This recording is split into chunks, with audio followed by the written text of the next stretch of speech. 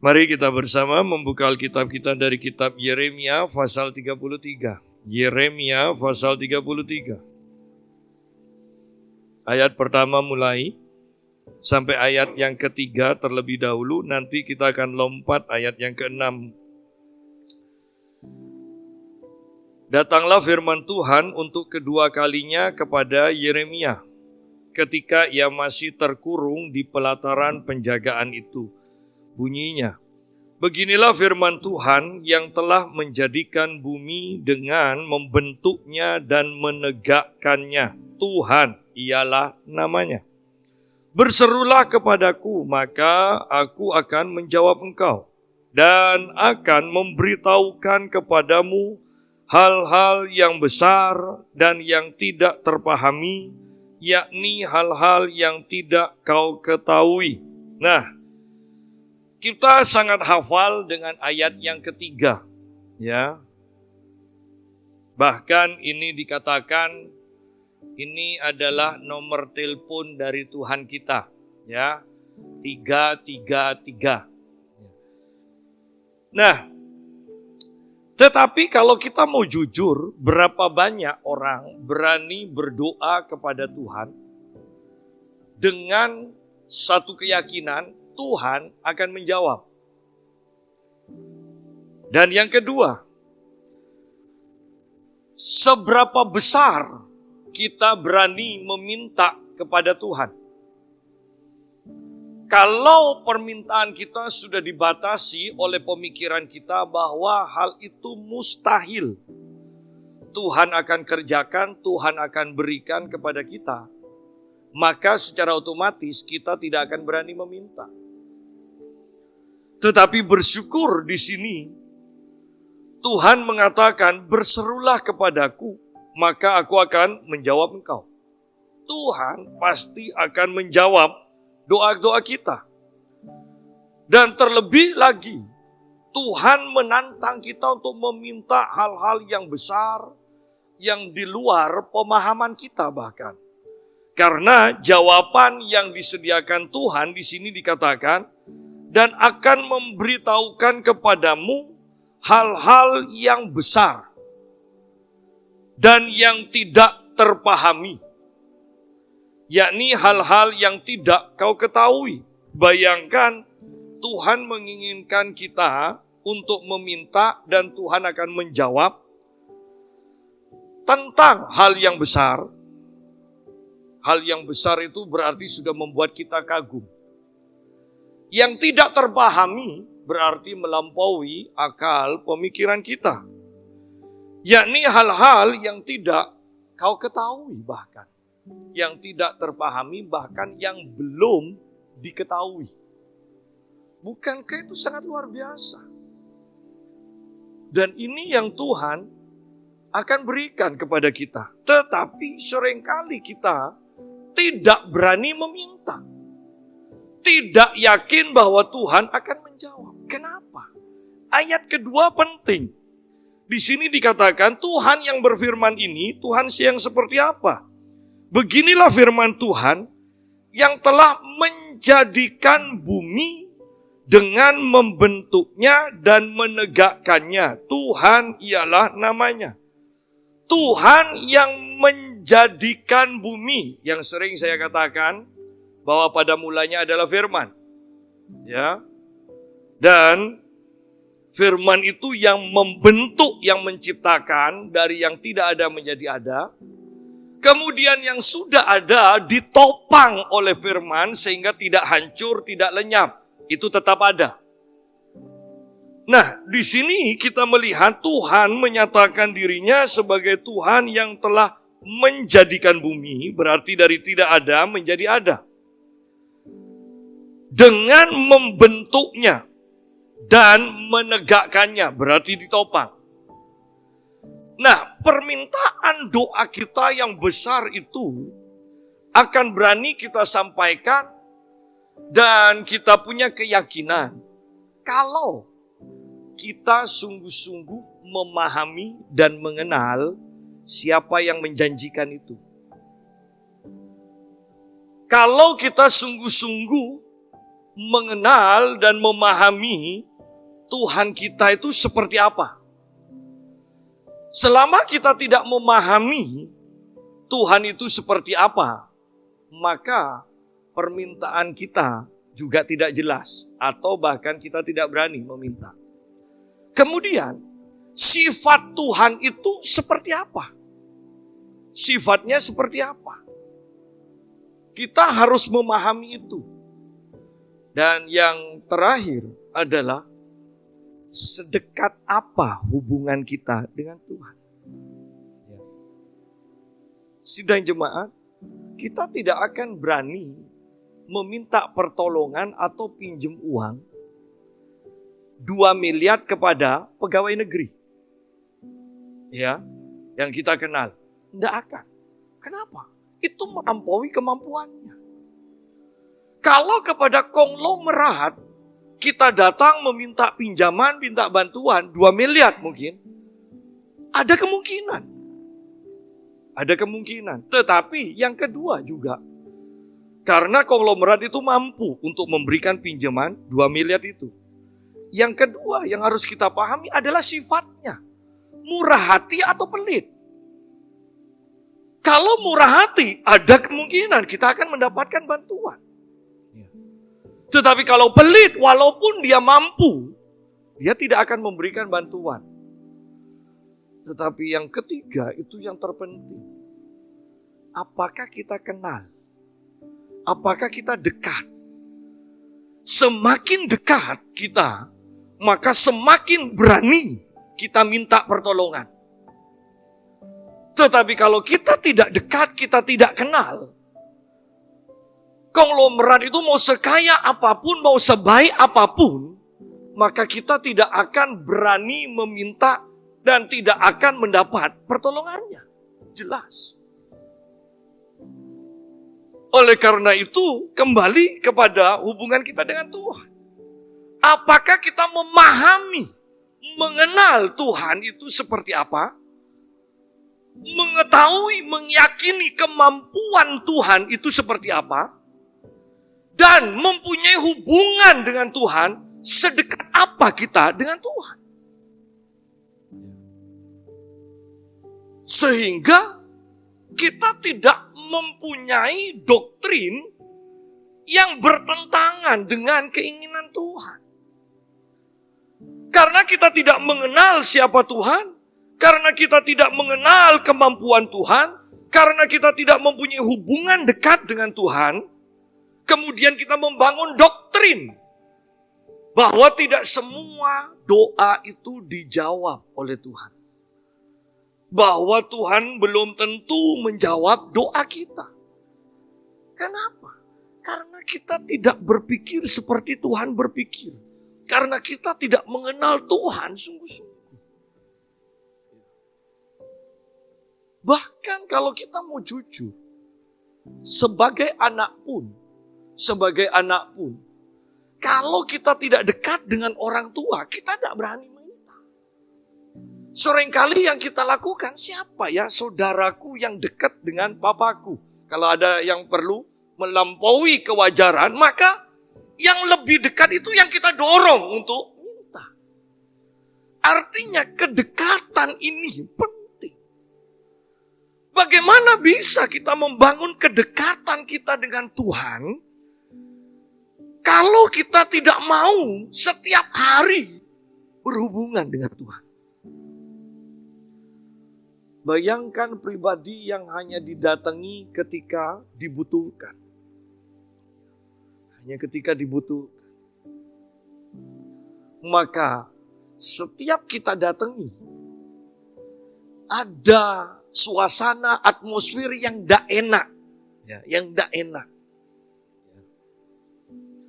Oleh karena itu, di sini kalau kita memahami siapa Tuhan, kalau kita memahami kemampuan Tuhan, dan kita mempunyai hubungan yang dekat dengan Tuhan, maka lihat ayat yang ketiga. Berserulah kepadaku, maka aku akan menjawab engkau. Dan seakan-akan Tuhan mau berkata begini, ingat ya, jangan minta hal yang kecil-kecil.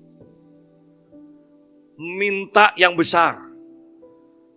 Karena akulah pencipta langit dan bumi. Akulah yang menciptakan bumi dan segala isinya. Akulah yang mempunyai emas dan perak. Akulah yang menyembuhkan. Aku penyembuh di atas penyembuh yang lain. Nah, kalau sudah posisi atau pribadi Tuhan seperti ini, maka jangan terlalu meremehkan kemampuan Tuhan. Oleh karena itu Tuhan menantang kita.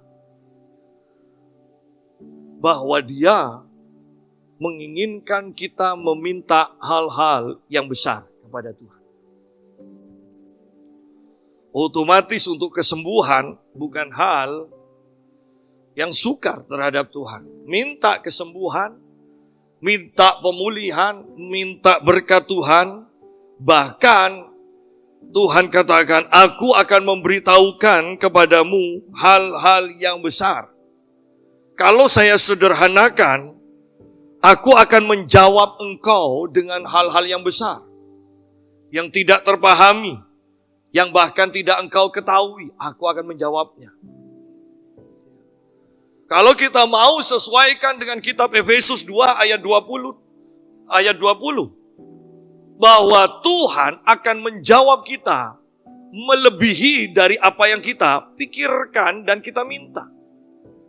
Atau dengan kalimat sederhana saya mau katakan, Tuhan akan memberikan tambahan bonus selain apa yang engkau minta. Beranilah mendekat kepada Tuhan. Beranilah untuk meminta hal yang besar. Seringkali orang-orang tidak berani meminta. Meminta dengan keputusasaan. Seringkali. Kalau Tuhan jawab, ya untunglah. Zaman seperti sekarang. Kena COVID sedikit sudah pikirannya mati.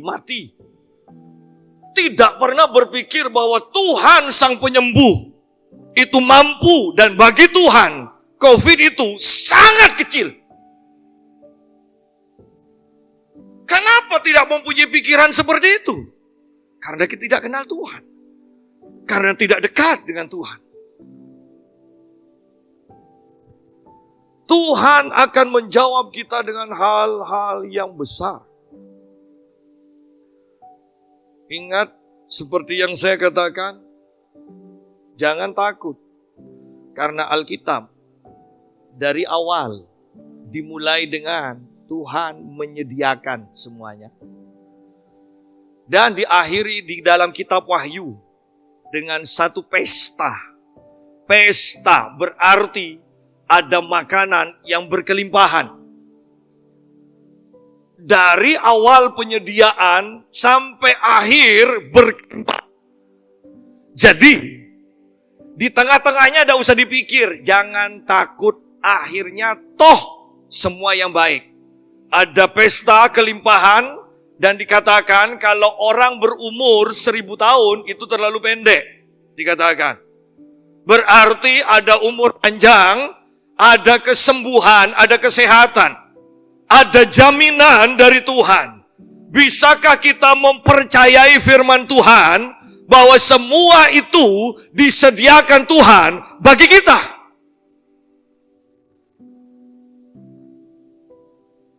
Banyak orang yang berpikir tidak seperti Tuhan berpikir. Banyak orang yang menyalahpahami Tuhan kita. Banyak orang yang berprasangka buruk terhadap Tuhan. Kenapa? Karena mereka tidak kenal Tuhan. Karena mereka membangun persepsi mereka tentang Tuhan menurut perkiraan mereka sendiri. Bukan menurut hubungan di mana Tuhan menyingkapkan pribadinya sendiri, mengajarkan tentang pribadinya kepada kita. Bukan berdasarkan itu. Seandainya kita mau berdiam diri dan diajar oleh Tuhan, maka kita akan mempunyai pola pikir Tuhan. Setiap pagi dikatakan di dalam kitab Yesaya, Dia membangunkan aku. Dia memberikan lidah seorang murid. Dia mengajar. Dia mempertajam telinga kita. Dia yang mengajar. Kalau dia yang mengajar tentang siapa dia kepada kita, maka kita akan mempunyai pemahaman yang benar tentang. Oleh karena itu mari kita lihat sekarang ayat yang ketiga ini. Berserulah kepadaku apapun masalahmu. Apakah masalah kesehatan? Apakah masalah keuangan? Apakah masalah hubungan? Berserulah kepadaku dan aku akan memberitahukan. Aku akan menjawab kepadamu hal-hal yang besar, yang tidak terpahami, yang tidak engkau ketahui. Tuhan akan menjawab. Kita akan hidup dalam kesehatan ilahi. Kita akan hidup di dalam berkat Tuhan. Karena ini adalah rencana Tuhan. Dan tidak ada rencana Tuhan yang gagal bagi orang yang percaya. Tidak ada rencana Tuhan yang gagal. Kalau Tuhan merencanakan kesembuhan dan kesehatan, maka itu yang pasti terjadi atas kehidupan kita. Kalau Tuhan merencanakan kita hidup dalam berkat, maka itu yang akan terjadi atas hidup kita. Yang penting kita mengetahui, kita mempercayai itu. Ayat yang ke-6. Sesungguhnya, ini penekanannya. Bukankah kalau sudah berbicara tentang sesungguhnya, kata amin itu sudah sangat luar biasa. Memberikan ketenangan pada kita. Amin berarti terjadilah seperti yang Tuhan kehendaki. Seperti yang kita doakan. Terjadilah. Amin. Kalau sudah sesungguhnya itu berbicara tentang amin, amin. 2 kali. Aminnya. Sesungguhnya aku akan mendatangkan kepada mereka kesehatan dan kesembuhan. Bukan hanya kesembuhan, tetapi kesehatan dan kesembuhan. Dan aku akan menyembuhkan mereka. Kata mendatangkan beda loh dengan aku menyembuhkan. Mendatangkan kesembuhan berarti setiap kita bisa ambil kesembuhan dan kesehatan itu. Karena itu mendatangkan kesembuhan, mendatangkan kesehatan. Itu disediakan. Aku menyembuhkan itu berbicara tentang karya Tuhan. Tentang perbuatan Tuhan. Tetapi mendatangkan kesembuhan itu berbicara tentang penyediaan. Yang kita bisa ambil pakai kapanpun kita mau. Oleh karena itu, kita harus memahami kebenaran ini. Bahwa kesembuhan dan kesehatan Tuhan sediakan. Bahkan sekarang pun Tuhan menyediakan kesembuhan dan kesehatan bagi kita. Bahkan tempat ini dipenuhi dengan kesembuhan dan kesehatan dari Tuhan. Kita bisa ambil kapan saja. Kita bisa sembuh sekarang juga. Karena itu disediakan di hadapan kita sekarang. Hal yang kedua di sini dikatakan, aku akan menyembuhkan mereka. Bukan hanya satu orang. Kesembuhan satu orang dari penyakit yang ganas, yang menakutkan, yang sangat membahayakan, itu sudah menakjubkan. Tetapi, perhatikan kemampuan Tuhan. Bukan hanya satu pribadi. Bukan hanya satu orang. Dikatakan, aku akan menyembuhkan mereka. Kalau Anda mau membaca di dalam kitab Injil, dan semuanya disembuhkan oleh Tuhan. Inilah kemampuan Tuhan kita. Lalu kalau kita sungguh-sungguh mengenal Tuhan, kenapa masih takut? Bukankah itu sudah disediakan? Bukankah Tuhan juga hadir untuk mendemonstrasikan kuasanya? Tidak ada tempat dan seharusnya jangan pernah diberikan tempat bagi ketakutan di dalam hati kita. Hati kita hanya layak untuk ditempati oleh roh iman. Anda akan menerima dengan roh iman ini. Anda siap menerima semua yang Tuhan sediakan. Ada kesembuhan dan kesehatan dari penyakit apapun juga. Tuhan sediakan di tempat ini. Tuhan sediakan di rumahmu masing-masing. Kesembuhan dan kesehatan. Bahkan kalau belum cukup, Tuhan hadir sendiri untuk mendemonstrasikan kuasanya. Siapapun yang sakit, tidak ada perkecualian. Tuhan mampu sembuhkan dan Tuhan mau menyembuhkan. Yang penting kita percaya. Percaya. Dan akan menyingkapkan kepada mereka kesejahteraan dan keamanan yang berlimpah-limpah. Beberapa hari yang lalu saya di WA oleh seorang dari kota lain, dari Surabaya. Dan dia bertanya, menurut Pak Yusak bagaimana pemerintahan sekarang? Apakah sungguh-sungguh akan hancur? Apakah sungguh-sungguh akan jatuh? Sebab banyak hamba Tuhan yang mengatakan, yang menubuatkan kehancuran dari pemerintahan sekarang. Dan saya katakan, tenang Pak, pemerintahan sekarang tetap akan berdiri kokoh. Dan dia katakan, ya saya percaya Pak Yusak. Tetapi lihat bahwa banyak orang bahkan yang mengaku pendeta tidak mengerti rencana Tuhan sehingga mereka memberitakan hal-hal yang akan menggoncangkan iman dari anak-anak Tuhan. Mari kita lihat sekarang bulan Agustus. Ada nubuatan, ada penglihatan katanya yang akan memperlihatkan bulan Agustus mayat-mayat akan berkelimpangan dari Jakarta sampai Surabaya. Dan saya menjamin bahwa Tuhan sedang mempunyai rencana atas Indonesia. Di tengah-tengah segala kegoncangan, Tuhan tidak akan sampai menggoncangkan iman dari anak-anaknya. Dia akan menjagamu. Dia akan menjaga Indonesia.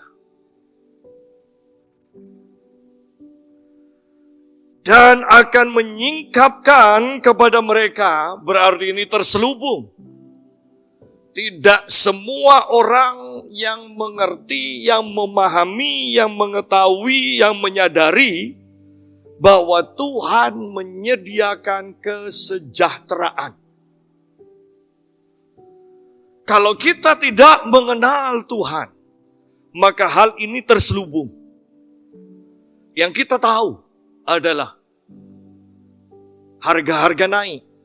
Yang kita tahu, tidak dipecat aja syukur. Yang kita tahu, toko-toko sepi. Kenapa? Karena itu terselubung. Rencana Tuhan adalah kesejahteraan. Berarti keuangan kita terjamin. Tidak semua orang yang mengetahui, karena kita hanya melihat apa yang kasat mata. Ada kekurangan, ada kegoncangan ekonomi. Tetapi ingat, saya selalu katakan kita bisa memilih dua atmosfer yang diperhadapkan Tuhan pada kita. Atmosfer alami atau atmosfer surgawi. Ketika kita hidup dalam atmosfer surgawi, maka tentang kesejahteraan, tentang berkat keuangan ini, Tuhan singkapkan. Tidak semua orang bisa melihat. Dan tidak semua orang bisa mengerti. Mesir mengalami kutuk. Semua Mesir, seluruh Mesir.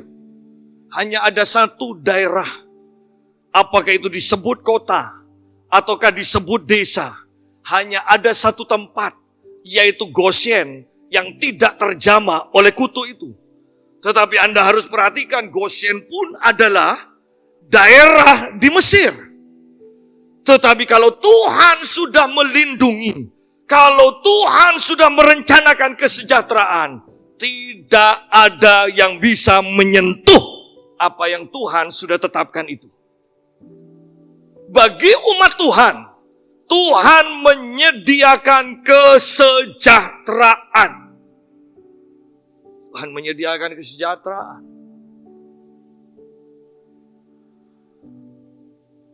Tuhan menyediakan keamanan. Ketika semua orang ragu akan ada keamanan, perhatikan, Tuhan akan menyingkapkan keamanan itu. Sehingga kita akan punya iman. Oh, ternyata Tuhan menyediakan keamanan bagi kotaku. Tuhan menyediakan keamanan bagi keluargaku. Tuhan menyediakan keamanan bagi bangsaku Indonesia. Sehingga kita menjadi orang yang tenang. Tenang menghadapi apapun. Karena kita melihat, kita berpikir dari sudut pandang Tuhan. Bukan dari sudut pandang manusia atau orang-orang di sekeliling kita. Tuhan kita baik.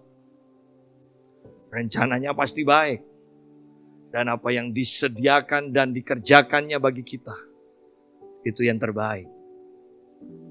Tuhan sangat baik. Ya, Tuhan sangat baik.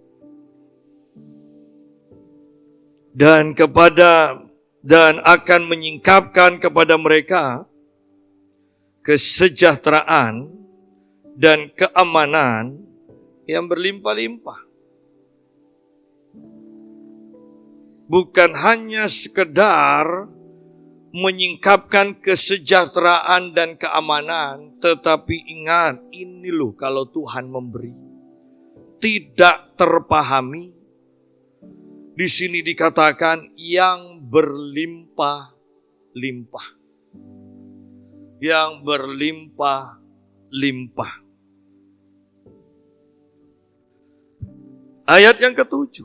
Bahkan kalaupun ada kehancuran, ini yang Tuhan janjikan. Aku akan memulihkan keadaan Yehuda dan Israel dan akan membangun mereka seperti dahulu. Ini berbicara tentang kota atau negara yang sudah hancur.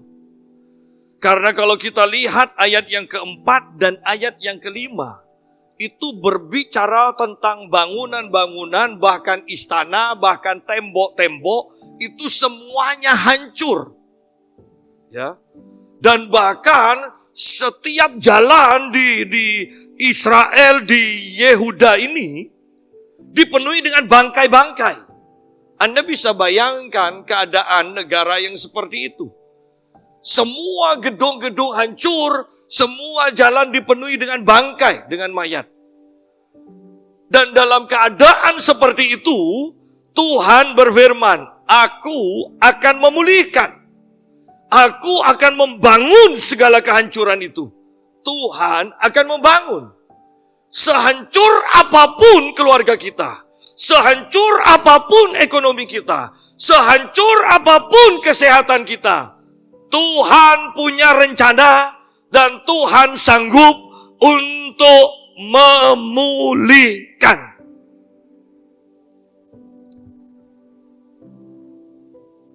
Seharusnya hal seperti ini yang memenuhi pikiran kita. Bukan pikiran sakit penyakit. Bukan pikiran kehancuran perekonomian. Bukan pikiran kematian. Tuhan ingin kita mempercayai Dia dan bersukacita karena Dia.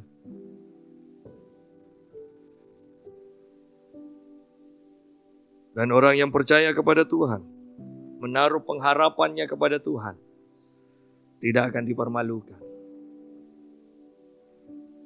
Ketika kita mengatakan, Tuhan pasti melindungi aku, maka yang terjadi, Tuhan akan melindungi kita.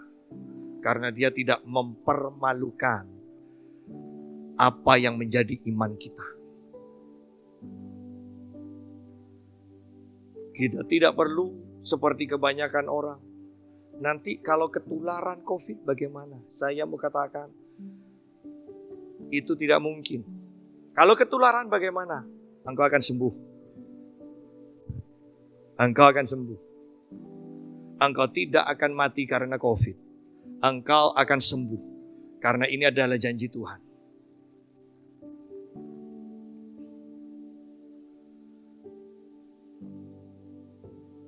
Ayat yang ke-8.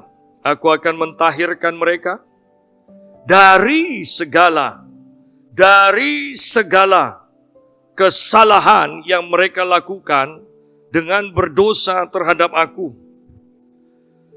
Dan aku akan mengampuni segala kesalahan yang mereka lakukan dengan berdosa dan dengan memberontak terhadap aku. Perhatikan kata segala yang Tuhan ulangi.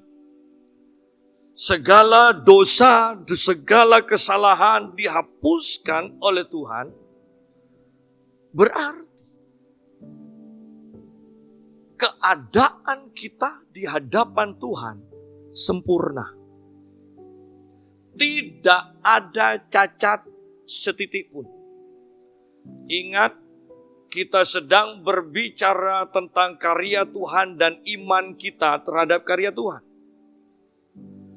Bukan ketika kita berdiri di hadapan manusia, di mana manusia akan selalu mengingat kesalahan kita. Bahkan manusia tidak akan percaya bahwa kita sudah diubah dan bisa berubah. Tetapi ketika kita di hadapan Tuhan, Tuhan berkarya atas hidup kita, semua dosa dan kesalahan kita, Tuhan hapuskan. Sehingga ketika kita ada di hadapan Tuhan, Tuhan hanya melihat kebenaran kita, kesempurnaan kita yang dikerjakan oleh karya Kristus dalam hidup kita. Sehingga jangan biarkan pendakwa-pendakwa itu mendakwa kita, mengatakan kita tidak layak di hadapan Tuhan. Kita tidak layak meminta hal-hal yang besar kepada Tuhan. Saya mau tekankan, Tuhan suka sekali ketika kita mendekat kepadanya. Dan berandai-andai begini, bahkan ketika kita memakai pakaian yang kotor, kita mendekat kepada Tuhan. Tuhan yang berinisiatif untuk mengganti pakaian kita yang kotor itu dengan pakaian yang bersih, yang layak, yang Tuhan berikan.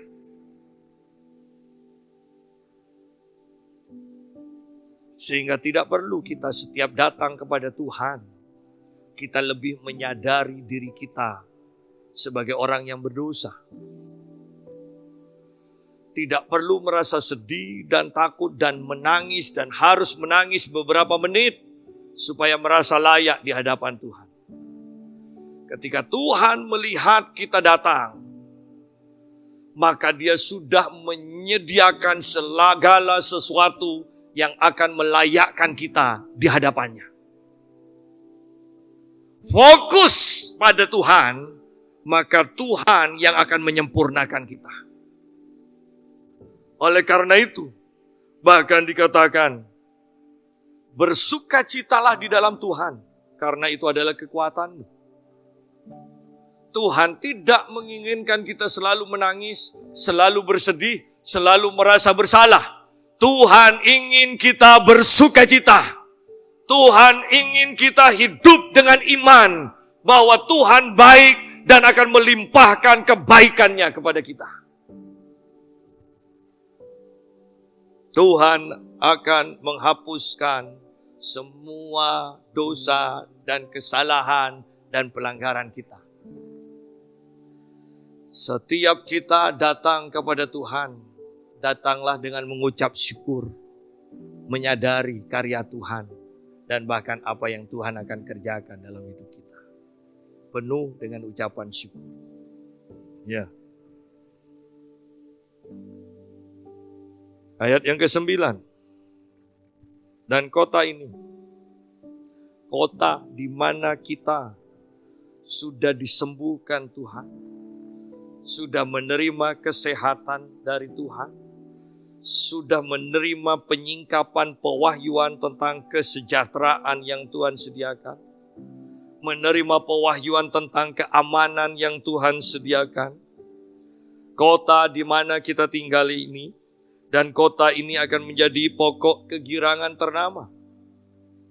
Apa gunanya kota kita disebut kota yang penuh dengan kegirangan, tapi orang-orangnya penuh dengan kesedihan? Ya.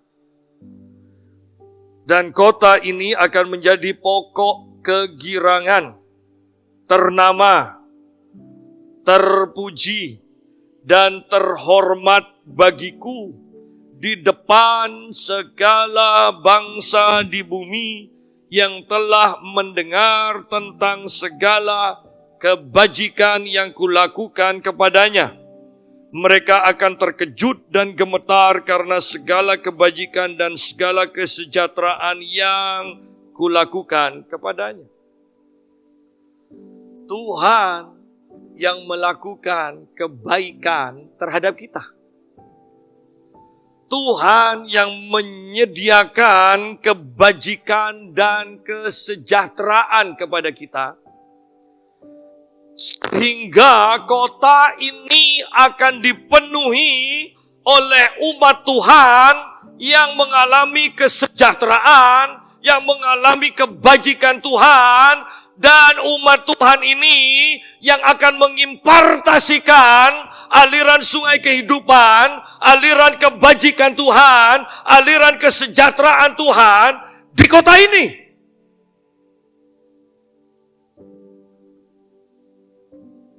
Bahwa setiap apa yang engkau ucapkan atas kota ini, itu yang engkau impartasikan kepada kota ini. Ketika engkau mengucapkan hal-hal tentang penyakit, tentang kematian, tentang kebangkrutan, engkau ambil bagian dalam kehancuran kota di mana engkau tinggal.